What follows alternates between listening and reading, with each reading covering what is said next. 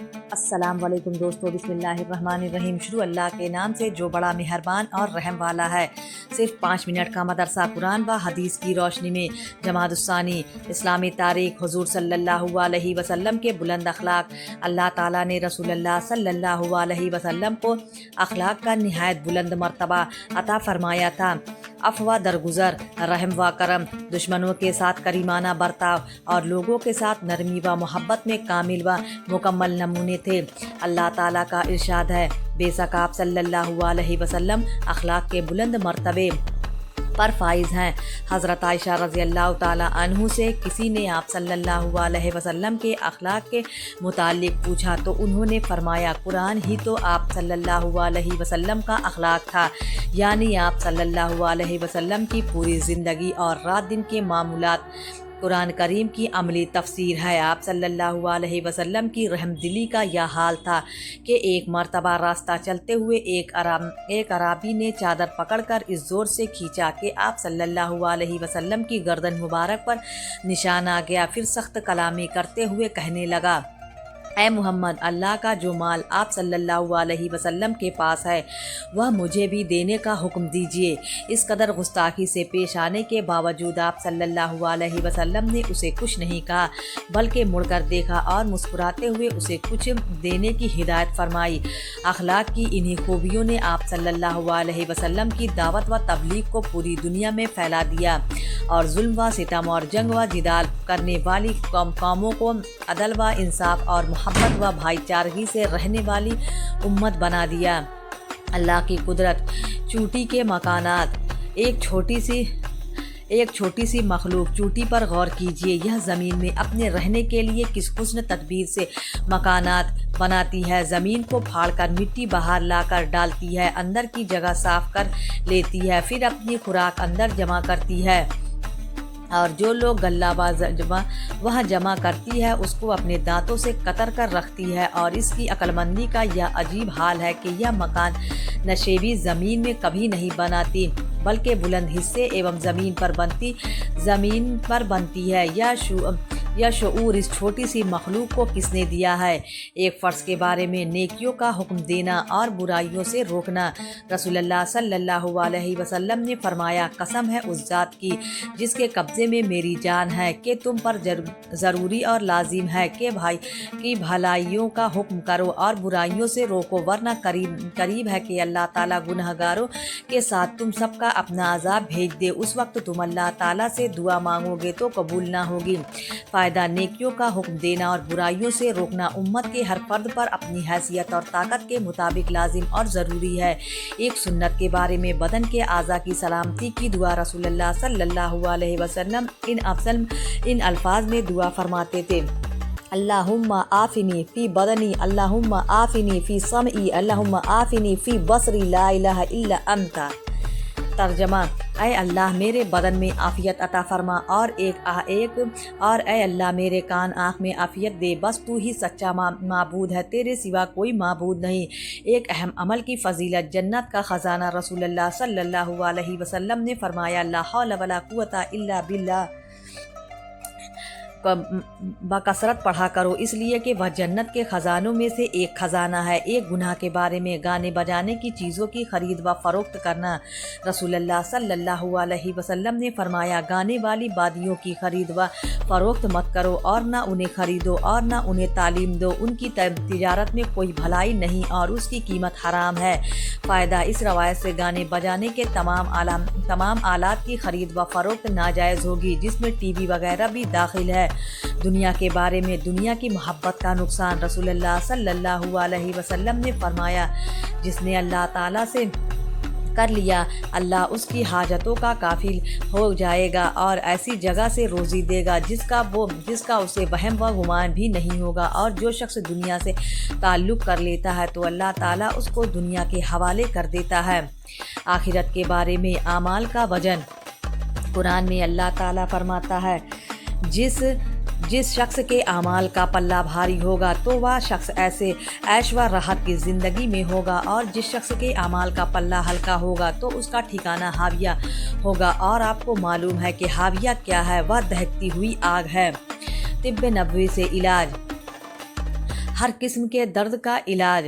رسول اللہ صلی اللہ علیہ وسلم صحابہ کرام کو بخار اور ہر قسم کے درد سے نجات حاصل کرنے کے لیے یہ دعا سکھاتے تھے: بسم اللہ الکبیر اعوذ باللہ العظیم من شر کل عرق نار ومن شر حر النار۔ قرآن کی نصیحت۔ قرآن میں اللہ تعالیٰ فرماتا ہے: خبردار ہو جاؤ، یہ قرآن سراسر نصیحت ہے، جس کا جی چاہے اس سے نصیحت حاصل کرے۔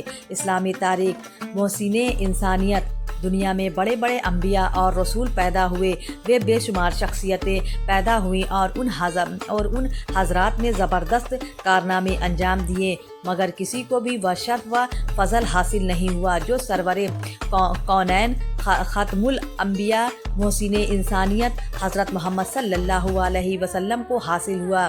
آپ صلی اللہ علیہ وسلم کی زندگی کی تمام تفصیلات تاریخ و حدیث اور سیرت کے اندر 1400 سال کے سے پوری طرح محفوظ ہے، جسے پڑھ کر ایک انصاف پسند آدمی کو یقین ہو جاتا ہے کہ رسول اللہ صلی اللہ علیہ وسلم کی حیات مبارک و سیرت طیبہ اہل ایمان اور پوری دنیا کے لوگوں کے لیے قابل نمونہ ہے۔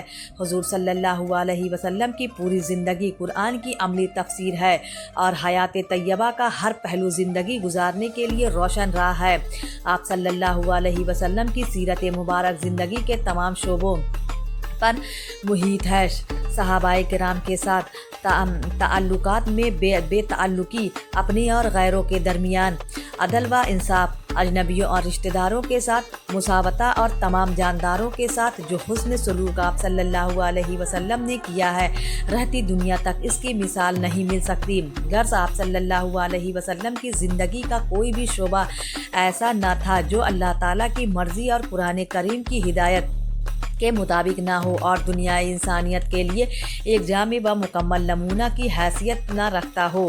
حضور صلی اللہ علیہ وسلم کا معجزہ راستے کا خوشبودار ہو جانا۔ حضرت جابر بیان کرتے ہیں کہ رسول اللہ صلی اللہ علیہ وسلم جب بھی کسی راستے سے گزرتے اور کوئی شخص آپ صلی اللہ علیہ وسلم کی تلاش میں جاتا تو وہ خوشبو سے پہچان لیتا کہ آپ صلی اللہ علیہ وسلم اس راستے سے تشریف لے گئے ہیں، یا خوشبو عطر وغیرہ لگائے بغیر خود آپ کے بدن مبارک سے آتی تھی۔ ایک فرض کے بارے میں وصیت پوری کرنا۔ قرآن میں اللہ تعالیٰ نے چند وارثوں کے حصوں کا ذکر کرنے کے بعد فرمایا: یہ سب ورثہ کے حصے کی تقسیم میت کی وصیت کی ہوئی چیزوں کو پورا کرنے اور قرض ادا کرنے کے بعد کی جائے گی۔ فائدہ: میت نے اگر کسی کے حق میں کچھ وصیت کی ہو تو میت کے قرضوں کی ادائیگی کے بعد وارثوں کو ان کا حصہ دینے سے پہلے میت کے چھوڑے ہوئے مال کے تہائی حصے سے وصیت پوری کرنا واجب ہے۔ ایک سنت کے بارے میں صبح و شام کی دعا۔ رسول اللہ صلی اللہ علیہ وسلم نے فرمایا: جب تم میں سے کوئی صبح کرے تو یہ دعا پڑھے اور جب شام ہو تب بھی: اصبحنا و اصبح الملک للہ رب العالمین، اللہم انی اسألک خیر ھذا اليوم فتح والنصرہ ونورہ وبرکاتہ وہدہ واعوذ بک من شر ما فی وشر ما بعد۔ ترجمہ: نوٹ: شام کو بھی یہ دعا پڑھے۔ ایک اہم عمل کی فضیلت، روزہ رکھنے کا انعام۔ رسول اللہ صلی اللہ علیہ وسلم نے فرمایا: جو شخص اللہ تعالیٰ کی رضا کے لیے ایک دن روزہ رکھے، اللہ تعالیٰ اس کو جہنم سے 70 سال کی مسافت کے بقدر دور فرما دیتے ہیں۔ ایک گناہ کے بارے میں عہد توڑنے والوں کا انجام۔ قرآن میں اللہ تعالیٰ فرماتا ہے: جو لوگ اللہ سے پختہ عہد کرنے کے بعد توڑ ڈالتے ہیں اور جن تعلقات کے جوڑنے کا اللہ نے حکم دیا ہے ان کو توڑتے ہیں اور زمین میں فساد پھیلاتے ہیں، انہی لوگوں پر اللہ کی پھٹکار ہوگی اور آخرت میں ان کے لیے بڑی خرابی ہوگی۔ دنیا کے بارے میں مال و دولت آزمائش کی چیز ہے۔ قرآن میں اللہ تعالیٰ فرماتا ہے: جب اللہ تعالیٰ انسان کو آزماتا ہے تو اس کو ظاہرین مال و دولت دے کر اس کا اکرام کرتا ہے تو وہ بطور فخر کہنے لگتا ہے کہ میرے رب نے میری قدر بڑھا دی، حالانکہ यह उसकी तरफ से उसकी आजमाइश का ज़रिया है, क्योंकि जितना ज़्यादा माल होगा क़यामत के दिन हिसाब में उतनी ही परेशानी होगी।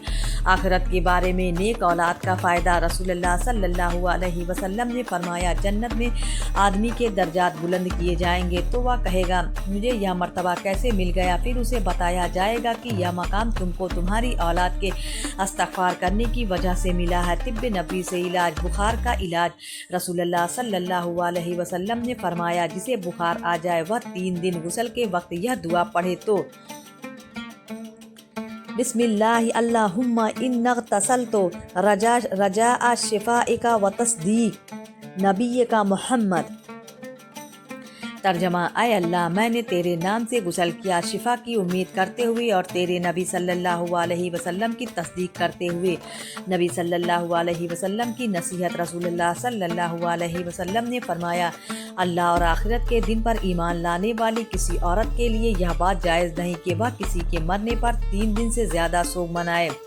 अलबत्ता अगर उसके शौहर का इंतकाल हो जाए तो वह उसकी मौत पर 4 महीने 10 दिन तक सोग मनाएगी। प्यारे इस्लाम भाइयों, अगर आपको वीडियो पसंद आए तो वीडियो को लाइक ज़रूर करें और हमारे चैनल को भी सब्सक्राइब कर लें। मिलते हैं अगली वीडियो में, तब तक के लिए अल्लाह हाफिज़।